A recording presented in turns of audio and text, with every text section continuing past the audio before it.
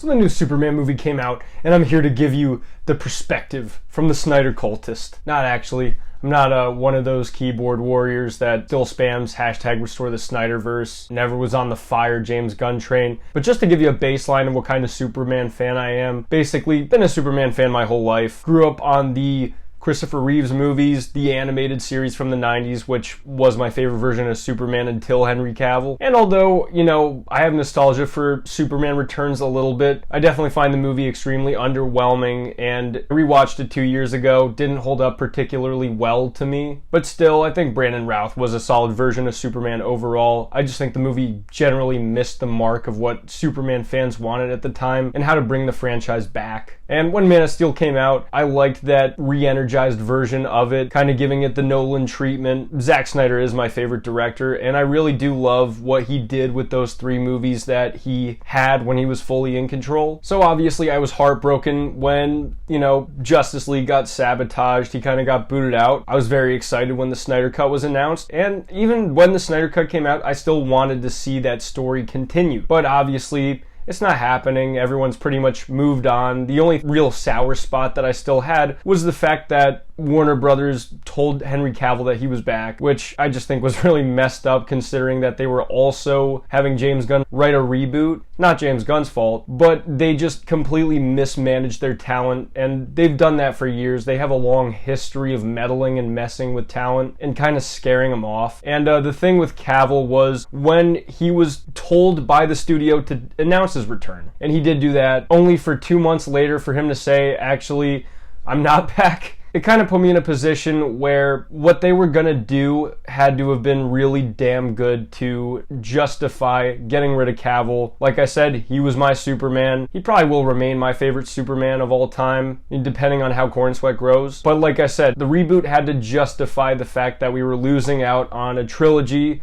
of Henry Cavill movies. I wanted to see a trilogy of him fighting Brainiac, Bizarro maybe, just something along those lines. His appearance at the end of Black Adam got me pretty excited for the direction they were going to take him next, but obviously it's not going to happen. So now we have Superman from 2025, and I didn't go in with any kind of prejudice against it, but I did have expectations that were enhanced by the fact that this movie existing meant that we weren't getting a Man of Steel 2. The fact that this existed instead of Man of Steel 2, despite it being, almost officially greenlit, I even want to say, it had to be good enough to the point where I can justify not being salty and not still, wondering what could have been. And I'm happy to say I was really pleasantly surprised by this movie. And I guess not pleasantly surprised because I went in thinking that it looked like a fun movie, but, of course I had my reservations. Was it going to be too kiddie? Was the humor going to be too much? And although I have some problems with the movie, overall, it's probably the most fun I did have at the theater this year with a movie. Not the best movie I've seen this year, but probably the most entertaining. And I think that the best part of it was the key portions of Superman that they needed to get right.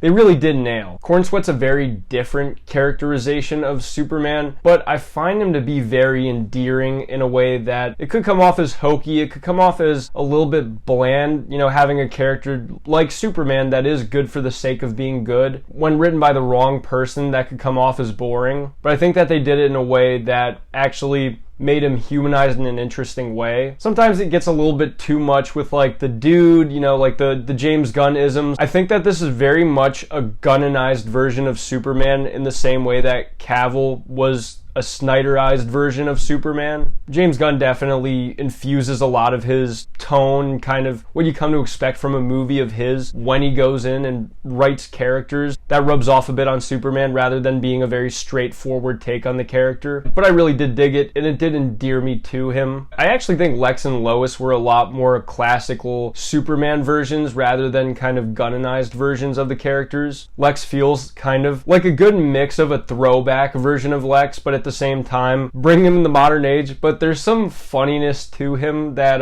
brings that modernized aspect to him, but they keep the right balance of conniving and a little bit funny and petty, because that is some of the funniness of Lex Luthor, is just how damn petty he is. And this version definitely has that. Overall, I really think what probably the biggest issue with the movie is it has a very odd pace. It's a very quick moving movie. It doesn't necessarily have a cohesive plot, I want to say. There's just a lot going on. There's a lot of aspects, and although they kind of do connect, it just feels sometimes a bit disjointed. And although the experience of watching it doesn't bother you too much because you're just going through it, you're just having fun watching a good classic Superman movie, and that makes it easy to just kind of digest. It can be a little bit overwhelming at times, and like, I don't want to say that it's over bloated or anything like that, but it definitely makes it for a bit of a jarring watch the first time, and it's a bit exhausting by the time you get to the end. And like, not to keep playing the comparison game, but I did pitch this video as the Snyder Cultist watching Superman, so I do gotta make some of those comparisons. I feel like Man of Steel, and I know I might catch a lot of shit for this, but whatever, Christopher Nolan wrote it. I think Man of Steel's a lot better written of a movie overall. I think it has a lot more of a compelling story, characters. I think that the emotion is a little bit, I don't want to say less try hard, but it feels a bit more subtle, I guess, which is a little bit funny when you're talking about Snyder because he's not overly subtle at times. But I do think that Man of Steel is probably his most restrained DC movie. And I think that they go into Superman's struggles, especially with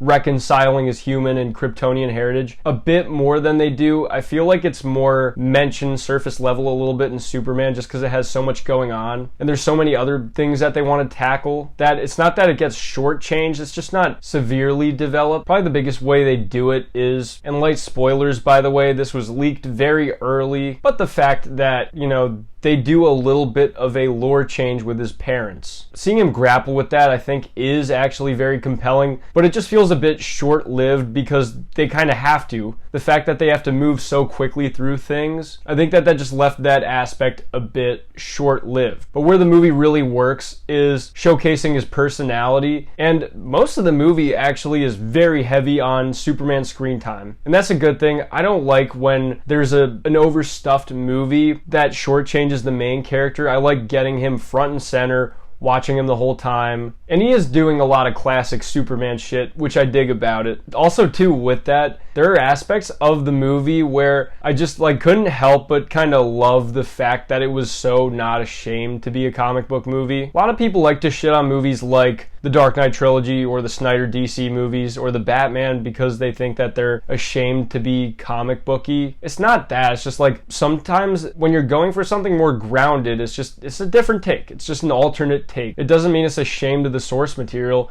It just means going for something different. But I found it really funny though that this movie had no problem going all in on Crypto, Metamorpho, Guy Gardner's bowl cut. It's just the shit like that that makes it stand out, I think, in contrast, especially to the versions that we have gotten previous. But I mean, even with that, like I said, with how gunninized this Superman is, I do feel like he's his own version of the character. Something that I think a lot of people went in expecting was just another Reeves kind of copy. Like they kind of just, I think, wanted a readaptation of Reeves. He's definitely not. He's a very different version of Superman. Like very much feels like kind of his own character and version, but he holds on to those intrinsic aspects of Superman that keep him the character that he is. And there is some really great emotion in this movie, and sometimes like the best parts are just seeing Superman's care for people. There's some heart-wrenching scenes, and I don't want to go into it, but they leave you seeing how much Superman genuinely does actually care about the people that he protects. And I like that they make him like affable and personable. Like you see why when he crashes down, the people try to help him up. And it's good stuff. Some of like the cartoonishness of it goes a little bit too far,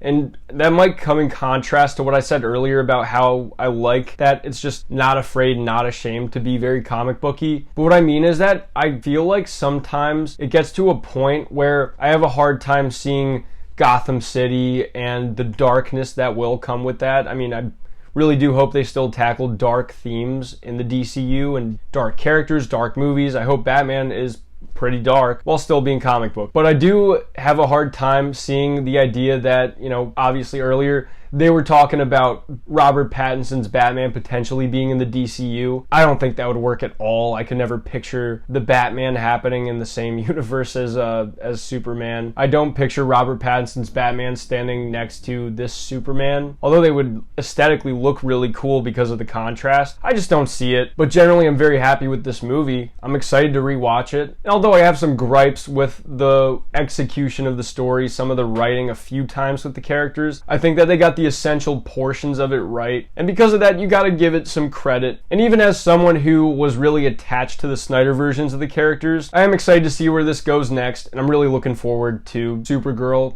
Brave and the Bold. Let me know what you guys think in the comment section. I'm excited to hear your thoughts on Superman. I'm GM Light. Have a good one.